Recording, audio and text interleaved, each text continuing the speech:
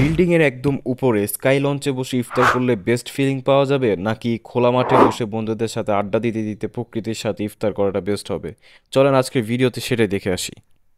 তবে ছাদের উপর স্কাই লঞ্চে করেছি কলেজ ফ্রেন্ডদের সাথে, অ্যান্ড খোলা মাঠে করেছি স্কুল ফ্রেন্ডদের সাথে। সো দুইটাতে দুই রকমের এক্সপিরিয়েন্স। ফেনীর স্কাই লঞ্চটা হচ্ছে মিজান রোডে অবস্থিত। তবে আপনারা আপনাদের বিভিন্ন জেলায় আলাদা আলাদা স্কাই লঞ্চ আছে, আপনারা চাইলে ওগুলোতেও গিয়ে ট্রাই করতে পারেন। এখানে আপনি চাইলে এসি চেম্বারেও বসতে পারেন, অথবা বাইরে বসে খোলা বাতাসের যেই বেস্ট ফিলিংস সেটাও নিতে পারেন।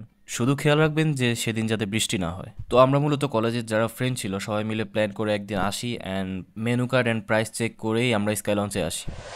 বাট এখানে একটা সমস্যা হয়ে যায়, তারা আমাদেরকে শরবত দেয় কিন্তু বাকি ইফতার দেয় না, এবং এটা দিতে আমাদেরকে প্রায় আধা ঘন্টা ওয়েট করায়। যেখানে কিনা অন্যান্য টেবিল ইফতার চলে আসছিল, তো আমরা গিয়ে অনেকক্ষণ মানে কথা বলে অনেকক্ষণ ওদের সাথে ঝগড়া হয়। বাট যখন আজান দিচ্ছে ঠিক সেই মুহূর্তে এসে আমাদেরকে বাকি ইফতারগুলো দেয় তারা। বাট খাবারের কোয়ালিটির কথা যদি বলি, এটা বেস্ট এবং সব কিছুই মজা ছিল। প্রাইসটা আমার এই মুহূর্তে মনে নেই, তবে আপনারা চাইলে তাদের ফেসবুক পেজে গিয়ে মেনু কার্ড দেখে নিতে পারেন।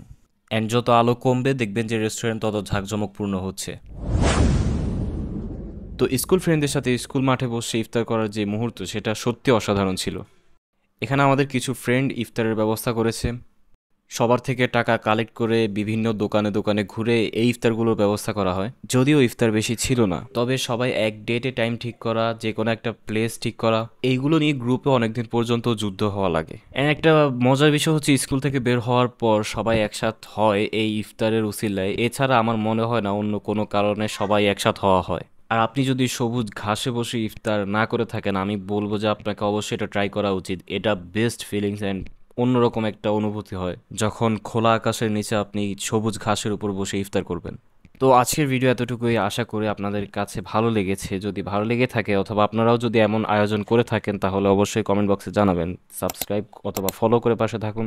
ধন্যবাদ সবাইকে। আসসালামু আলাইকুম।